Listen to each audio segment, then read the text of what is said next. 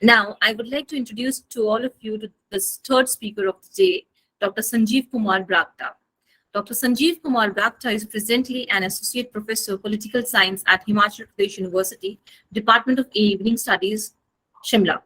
Dr. Sanjeev joined HF University and started teaching since June 2005 at PG Campus Department of Political Science and HP University Regional Center, Dharamshala. Since January 2019, he has been teaching and is the head of the Political Science Department at Himachal Pradesh University. Dr. Brakta did his B Honours in Political Science and Masters in Political Science from Punjab University and was associated with the Center for the Study of Geopolitics in research activity at Punjab University, Chandigarh, India. He did his doctorate in philosophy from Himachal Pradesh University, and his area of specialization is in geopolitics and IR, theory and practice, especially in relation to the South Asian and Indian Ocean region, maritime and regional security. He is credited with a number of national as well as international research articles published in reputed journals. Besides this, he has participated in various number of international and national conferences attended both in India and abroad. There are a number of workshops and orientation programs attended with respect to his specialization. Today, Dr. Brakta will be talking on online teaching and learning in India, advantages and challenges. I welcome you once again, sir. Over to you. Thank you, ma'am, for such a wonderful introduction.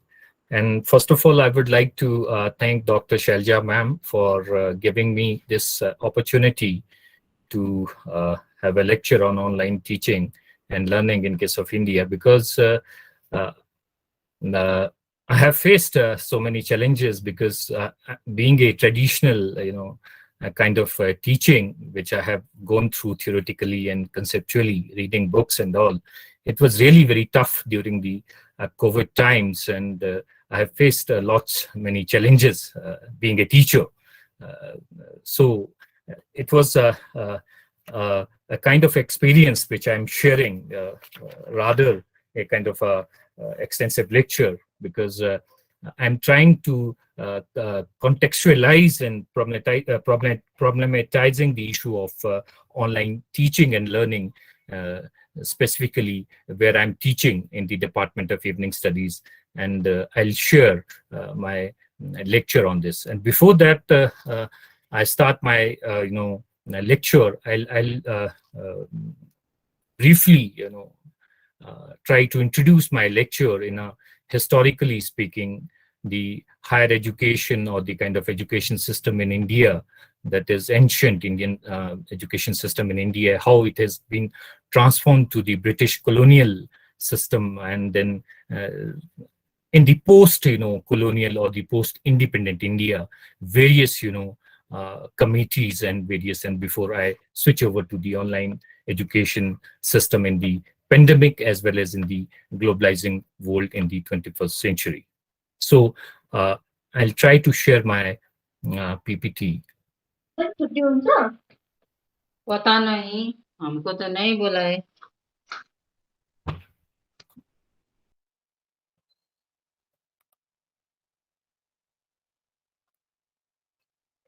Are you able to see PPT? Yes, sir. Yes, sir. Yes, sir. So today's, I'm going to start with online teaching and learning in India, as I've said, advantages and challenges. Before I start, proceed with the topic, let me begin by, arguing ancient education system in India. As all of us, we know that ancient, we have India as an ancient civilization, civilizational country, and we have a glorious tradition of education behind us. Not only the most ancient, but one which had attained a high level of perfection long before the rest of the world had any semblance of the system of education. Knowledge was the supreme goal, but the material, mundane aspects of life were not neglected. It was wholesome system found on the concept of Purusharthas, which reflect an integral view of man's life. Agnistan, which talk about worship of Agni fire, the training of recitation of Samaveda sacred hymns and yajna ceremony was given in this department. Then Brahmasthan, which talked about Department of Brahma. The curriculum of this department contained the teaching of 4 Vedas with all related branches, Vedic study and Vastu. Then Vishnu Satham, which talks about the politics, economics, and the statecraft. Similarly, Mahendrastan, military training, where the training of offensive and defensive arms was given here. Similarly, Vishwasthan, which talked about astrology and astronomy. Somastan talked about biological sciences. Then Garudastan, transport and convenience. And Kartikestan, science of warfare. Then after this, as I have said, that traditional, knowledge system which was in existence during the civilizational context, in the modern era, the thoughts of great national thinkers on our education system, the essence of the ancient philosophy of education, that found a new expression and interpretation in the thoughts of great national thinkers like Swami Vivekananda. In the words of Swami Vivekananda ji, we want that education by which character is formed and the strength of mind is increased, the intellect is expanded, and by which one can stand on one's own feet. Similarly, Aurobindo has argued education of the intellect divorced from the perfection of moral and emotional nature is injurious to human progress.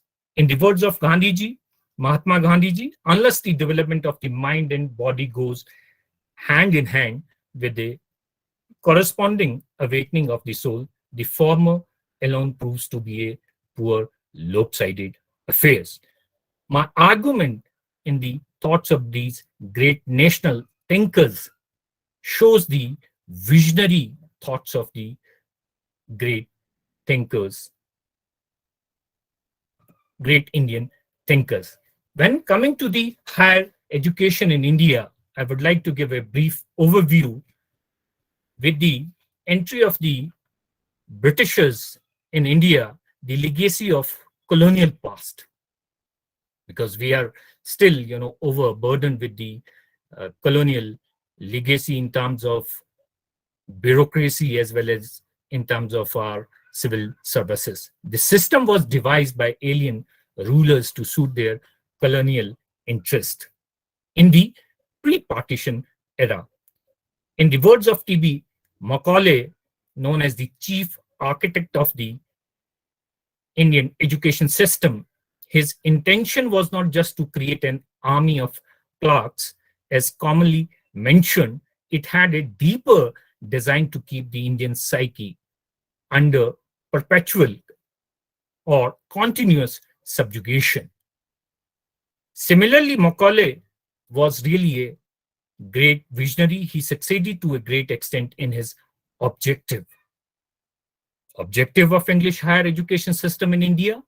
It was basically the diffusion of knowledge of arts, science, language, and philosophy of Europe or Western Europe to suit their interest or objectives, providing the knowledge and skills necessary for loyal services to the rulers through employment under the government. Prescription of the curriculum, introduction of English as the sole medium of education in colleges and universities in case of India. Then coming to the evolution of education policy in India. In 1781, first education, minutes of Governor General Lord Warren Hastings was like to promote growth and promotion of liberal education in India. In 1813, Charter Act Foundation of English Educational System in India was for encouragement of learning by natives of India, promotion of knowledge of science in India. Then in 1823, Memorial of Raja Ram Mohan Rai to the Governor General of India pleaded for more liberal system of education with special attention to science subjects. In 1835, Minute of Lord Macaulay recommended teaching of English in place of Oriental learning, recommended condition of Hindu and Muslim laws, promotion of Western arts and sciences, objective of new policy. In 1854, Wood's dispatch, stressed importance of women's education, called for articulated scheme of education from primary to university, stressed training for teacher, establishment of universities, recommended 3 universities that opened in 1857. If we go back to the colonial period, we can see 1882 to 83, first educational commissioner, Hunter Commission, investigated education developments since 1854 and recommended expansion of education. In 1902, Indian Universities Commission, Raleigh Commission, investigated into the status of university established. Till then, course of the study, methods of examination and proposal for new universities, scholarship and hostel facilities were recommended. In 1910, Gokhale's resolution on primary education in Imperial Legislative Council recommended for free and compulsory elementary education throughout the country, and that bill was defeated. In 1913, Government of India resolution on education policy envisaged expansion of educational institutions, training of teachers, exam reforms, revision of curriculum, and residential facilities for students. In 1929, Hartog Committee reported on the quality and status of teachers, condemned hasty expansion of educational institutions, recommended consolidations and improvement. In 1935, Government of India Act, educational activities were categorized into federal and provincial subjects. In 1937, Wardha Education Committee, choice of a craft as a socially productive activity, correlation between physical and social environment, recommended mother tongue as medium of construction and adult education. Now we are coming to the post-independent, kind of education system in India. 1948-49, when India became independent through the, the bloody partition of the India and Pakistan, which was a major, kind of a tragedy in the Indian subcontinent. Indian Education Commission under Dr. Radhakrishnan Commission, known as Radhakrishnan Commission, advised expansion and improvement in university education to support the existing and future requirements, recommended professional education like agriculture, engineering, technology, and law. 1952-1953, Secondary Education Commission under Dr. A.L. Mudaliar, which talked about strengthening the secondary system of education, including vocationalization, that were recommended. In 1958-59, Durgabhai Deshmukh Committee on Women Education emphasized on special education facilities for adult and rural women. In 1964-66, an important education commission, Kothari Commission, recommended a national policy which talked about universalization of elementary education and liberalization of education. Educational reconstruction in all states and sector. This led to education policy of 1968. In 1986, it was another charter or watershed in the national policy on education, which led to the establishment of national system of education, universalization of elementary education, and vocationalization of secondary education, streamlining higher and technical education, establishment of open education system, delinking of jobs from degrees, and HRD name, human resource development name, emphasized for the first time. In 2005-2008, National Knowledge Commission, that came for expansion and excellence and inclusion, enhancing public spending on education, increasing the number of university to 1,500, taking GR to 15%, reforming existing universities, establishment of independent regulatory authority for higher education, and e-governance, national knowledge network, and teaching of English as a language along with the first language that came up during the National Knowledge Commission in 2005 to 2008. Then latest, the new, in a recent development to the higher education in India, the National Education Policy of India 2020, which is known as NEP 2020, which was approved by the Union Cabinet in India on 29th of July 2020, outlined the vision of new education system of India, open learning and internationalization of education in India. The distance education program will be expanded to increase the gross enrollment ratio to 50%. The online platform like digital repositories, digital media for virtual learning, credit-based recognition of massive open courses, MOOCs, will be ensured in par with high quality in-class programs. Internationalization of education will be facilitated through institutional collaboration and mobility of students and faculty.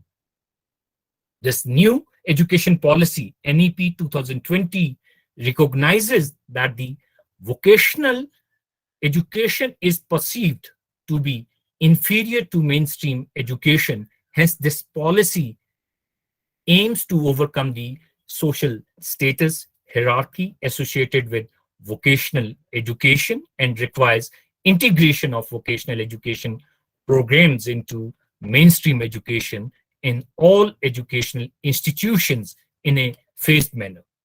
Towards this, secondary schools will also collaborate with ITIs, polytechnics, local industry, etc. Skill labs will also be set up and created in the school in a hub and it spoke model which will allow other schools to use this facility. Improving the quality of education across all levels from primary to university, secondary, or the higher education, university level. This is a continuous and ongoing process. Several initiatives are currently being undertaken in this direction. The Samagr, inclusive Shiksha, Samagr education, inclusive education, an integral scheme for school education as a centrally sponsored scheme is being implemented and aims to ensure inclusive and equitable quality education at all levels of school education. It envisages the school as a continuous from preschool, primary, upper primary, secondary to senior secondary level. In higher education system, various schemes which are named as Rashtriya Uchtar Shiksha Abhiyan, RUSA, Scheme for Promotion of Academic and Research Collaboration, SPARC, Global Initiative for Academics Network, GYAN, Impacting Research, Innovation and Technology, Imprint, Technical Education Quality Improvement Program, Study Webs of Active Learning for Young Aspiring Mind, SWAYAM, which is very emerging and popular, platform for online, education in India.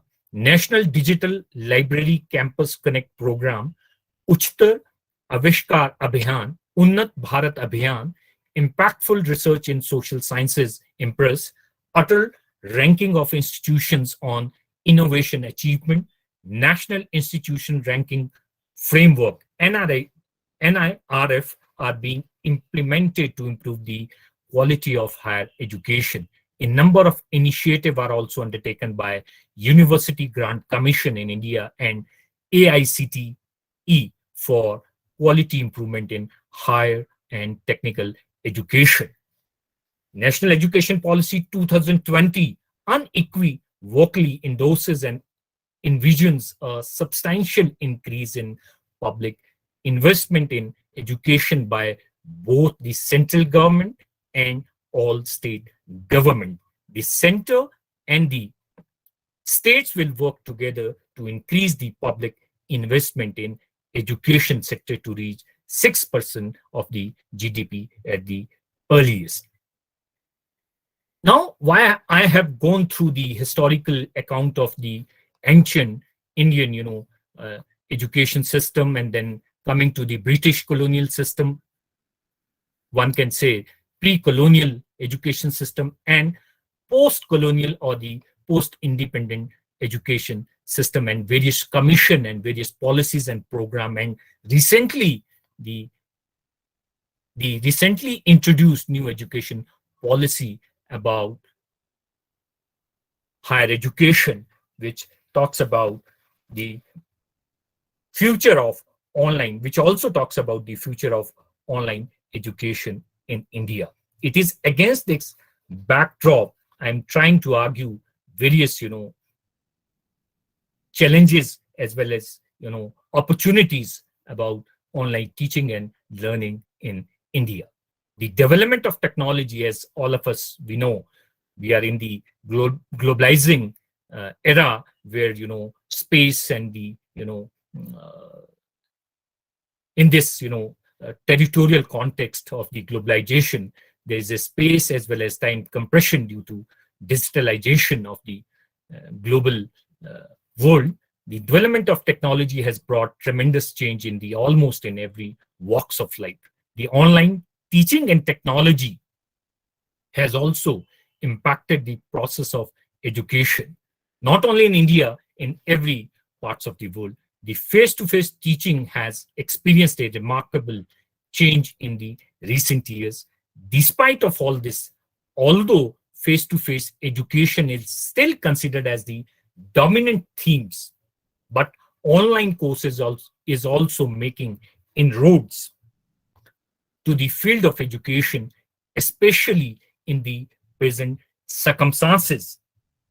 In which circumstances? During the COVID-19 pandemic and in the post-COVID-19 pandemic, and consecutive lockdowns have affected the education system of India. Since people were stuck inside their houses for months, there was no way for kids to continue their studies. What they assumed to be holidays and were happy about turning to be a disastrous mess. They were deprived of their knowledge, so the government needed to find an alternative, and that alternative was online education. And this online courses is also making inroads to the field of education, especially in the present circumstances. It has occupied an important role and made us to think vigorously in terms of online teaching and learning in India. The very reason for the growth of online education is that it's easily accessible, instant, and online. As all of us, we know, I could see, many participants from Indian subcontinent as well as from the across the globe. India, as having a large, population, India with a population of billion plus, faces many challenges. It is geographically the amongst largest country in the world with the largest democracy. In terms of democracy, having an educated population is very important when it comes to the overall well-being of a nation. An educated workforce can translate into billions of dollars for a country's economy and to its overall GDP. However, online learning is education that takes place over the internet. It is often referred to as e-learning among other terms. However, online learning is the umbrella term for any learning that takes place across distance and not in a traditional classrooms, where approximately millions of students across the globe are enrolled in courses. However, there is a new paradigm shift for teaching and learning. Online learning is a pedagogical shift today. There is a shift away from top-down lecturing and passive students to a more interactive, collaborative approach in which students and instructor co-create the learning process. The teacher's role is changing in the present context. In the present century, the higher education system in India, as I have talked about in the massive open online courses, India made an effort through its massive open online courses, access of its resources, open to an unlimited number of participation. According to report by Class Central, there were 83 million students who have registered for MOOCs by December 2017. The government supported online education, an initiative with the Association of Ministry of Human Resource Development, SWAYAM, is designed to achieve the fundamental objective of access, equity, and quality.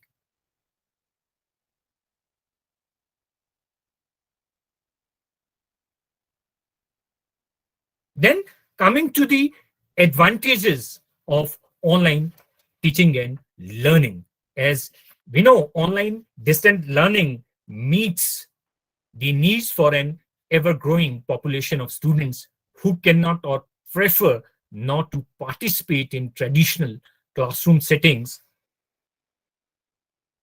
These learners include those unable to attend traditional classes who cannot find a particular class at their chosen institutions, who live in remote locations, who work full-time and can only study at or after work, and those who simply prefer to learn independently. The minimum requirement for students to participate in an online course is access to a computer, the internet, and the motivation to succeed in a non-traditional classroom. Online courses provide an excellent methods of course delivery, unbound by time or location, allowing for accessibility to instruction at any time from anywhere.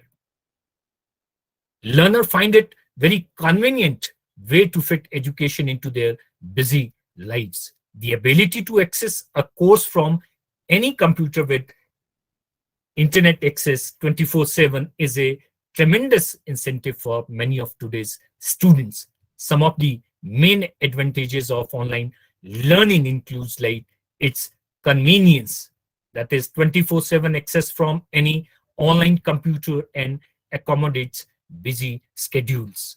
It enhances learning process also. The various studies shows increased depth of understanding and retention of course content and time management. Independence and self-discipline is required. The level of the playing field is increased in case of online, teaching. Students can take more time to think and reflect before communicating. It also enhances interaction, increase student to teacher and student to student interaction and discussions. Then there are other good factors about, online education. Besides, I'll come to the disadvantages or the bad aspects of, there are many good aspects also. Due to the global pandemic, online education has fallen into the most basic level, school and colleges. For the students who have long distance commutes, they find it more flexible and easier option as an education is reaching them and not vice versa. For the working groups who wish to continue their education or learning something new, online education is a good option for them. It is more flexible and they can adjust according to their existing schedules, and they can complete the assignment without sacrificing hours for their existing jobs or important course of their household. Comparing to the expenses of colleges, online education is more affordable and is helpful for aspirants who wish to go to college but couldn't. Also, they can earning while gaining the education they needed. But there is indeed required, we cannot totally shift to the online education, but University Grant Commission in case of India also suggested for, in the recent, notification there that is coming up with the new education policy, as well as that if not 50, but 40% of the courses that should be done through the MOOCs, massive open online courses. But what is indeed required is blended model. I suggest there will be a convergence of the classroom education and online education in future. This concept of blended learning combines online digital media with traditional classroom methods. It requires the physical presence of both teacher and student, but student has some control over time, place, path, or pace. This model will take advantage of both face-to-face classroom practices combined with computer-mediated activities. In future, there will be virtual classroom where face-to-face offline pedagogy will be aided by digital courses on practical knowledge and soft skills. Besides this, there are to be effective teaching lessons to be learned for online teaching and learning. We need to encourage student-faculty contact, and the professional educator should provide clear guidelines for interaction with student. Explain how often you will be online and how quickly you will be able to reply to emails. There is a need to notify students when teacher will be temporarily away from the course. Encourage collaboration among students. Well-designed assignments and activities facilitate meaningful collaboration among students. We need to encourage active learning. Students should present course projects, provide a forum in which students can present their own work and hold it accountable to critique and constructive criticism. To provide prompt feedback, the teacher needs to provide two types of feedback: information feedback regarding student learning and acknowledgement feedback regarding student participation. Emphasize time on task. Online courses need deadlines. The activities require timelines that accommodate learners' schedules, course accessibility, and offline work. Besides this, I have talked about the good factors and the advantages. There are challenges to the online teaching and learning in India, where, as I've talked, India's educational system has produced, there's no doubt about it, that some of the top minds in the world, which have eventually seemed to migrate to other parts of the world. Today, you might see such people in our community serving as doctor, engineers, or even as professors at university in India as well as abroad. One might question, how is a country that faces so many hardships able to create great minds? Is it due to superb educational system, or is it because India has such a large population to draw from? Some individual might agree or argue that it is a combination of the two. Although India educates many PhDs, philosophy, doctorate in philosophy students who may settle to work in different parts of the world, it can, however, be suggested that its educational system is still suffering. Many people across the world are aware that India has educated people with lots of desirable skills. Large corporations from around the world have set up divisions to take advantages of the large educated labor pool.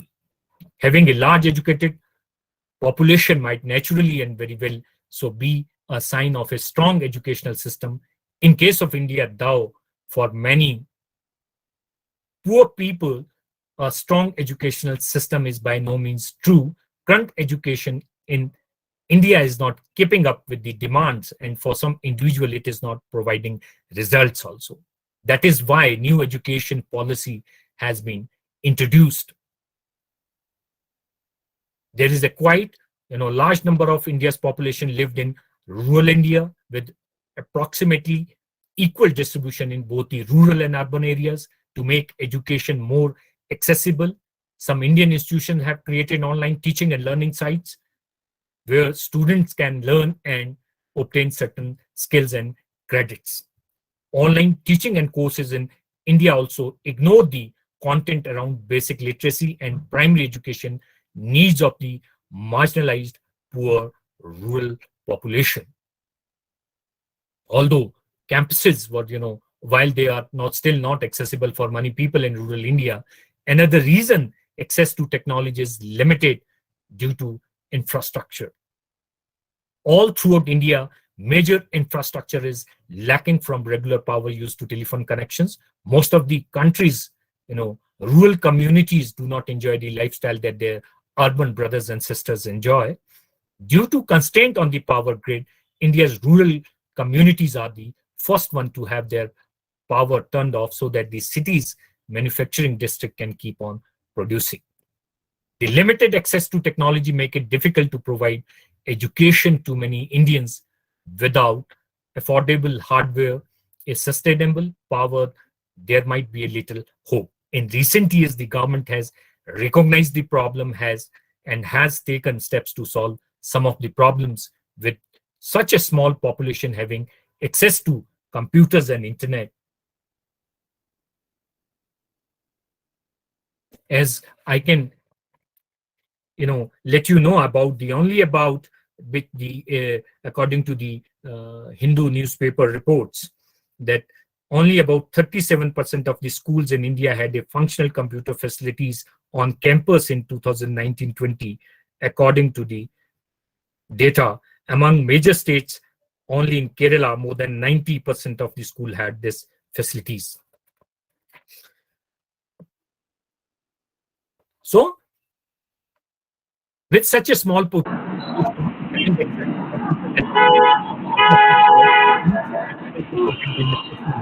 e-learning curriculum, over the past few years,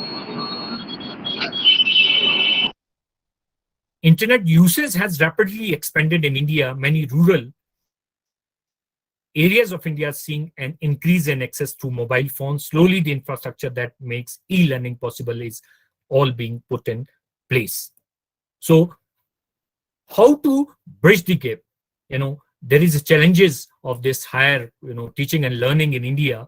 To bridge the educational gap between rural and urban India, the government has to enter into a partnership with private companies with speedy time. What is the future of online education system in India? As I have said, lately a lot of changes are being introduced into education system, and more than 1 year students have relied on online education. That raises the question, how will be the future of online education in India? Online education is the growing face of education system in India since the introduction of new education policy that came up in 2020. Many changes have been made in the education system that include online education as well as, but with a new set of rules comes many drawbacks also. According to UNESCO, since the outbreak of COVID-19 began, 1.37 billion students in 138 countries all around the globe have been affected by the closure of schools and universities. Nearly 60.2 million schools, teachers, and university lecturers are no longer held in the classroom. This signifies, lots of changes that happen during the pandemic times, And in the post-pandemic era, we have a lots of challenges in the not only in the higher education system in India, but in the elementary and as well as primary, elementary, and higher education system in India.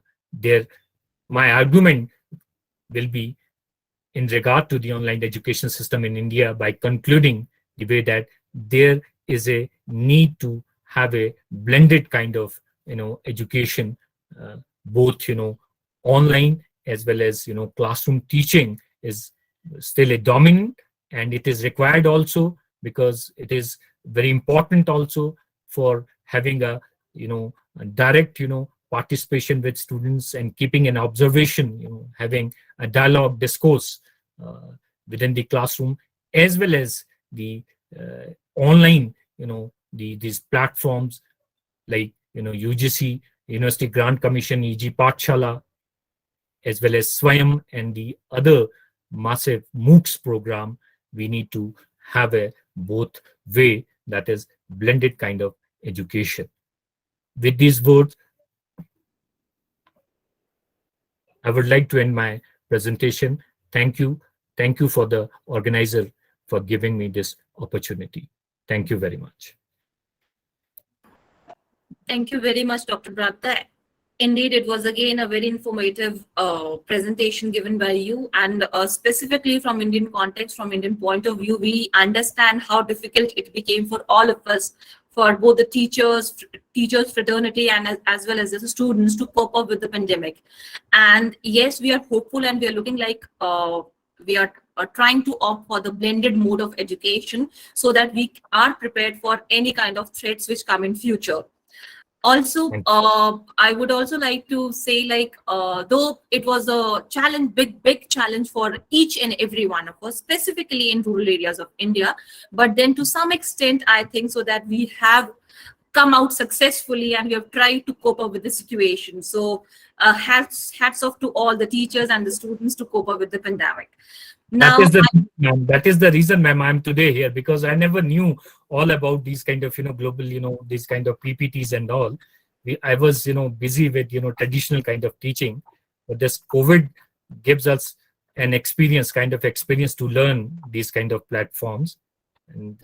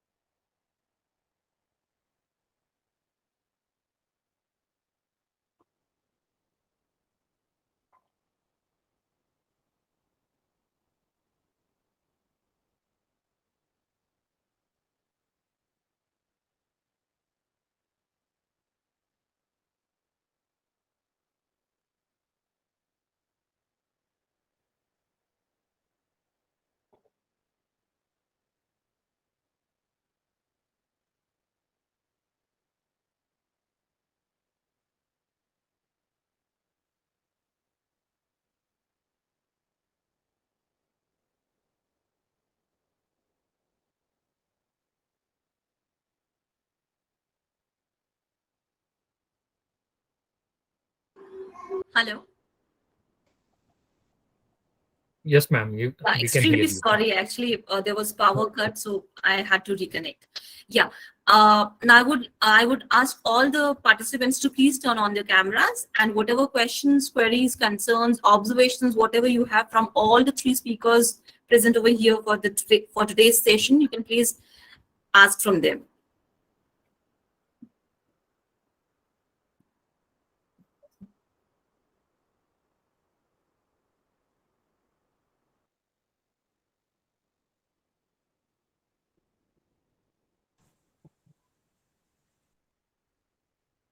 Hello. Hello. Can Yes, you sir. hear me? Yes, sir. Yes, you're audible. Sir, my question to Dr. Sanjeev Kumar. Hello. Yes, sir. Yes, sir. Yes, sir. Yes, sir. I'm audible? Yes, sir. Yes, you are audible, sir. Yes, I'm from Athani, that is in Karnataka. It's a rural place. Right, In sir. context to your presentation, it is a beautiful because you are going to cover up all the traditional way of teaching to the technological way.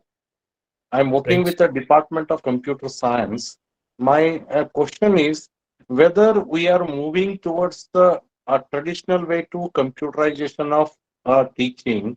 It is a one context. At the Indian context, my question is about the cognitiveness of the students. Pardon, sir? You're Student? not audible, sir. Hey. My question is, the Indian context, we are going to concentration on the cognitiveness of the student. You're not. Hello, am I audible, madam? Yes, sir. You're audible, sir. Audible. The cognition. What about the? My question is whether we are moving towards the traditional way of learning to the computer education. It makes a lot of difference in the student learning factor. Yes, it's true, sir. It's true. Basically, when we move from this traditional to the technological or the digitalization of education, it gives us both advantages also to learn new methods, new techniques, and new learning, and to have us linked with the global kind of education, to link with the global education system. Sir, thank you. One more question I had. See, that is Right, sir. what the respect what we are getting in the traditional way of teaching and learning. But in a Right, sir. technology pedagogy, it is very difficult to get that brand what we have in the previous days. If I am not wrong, anybody can highlight on this topic.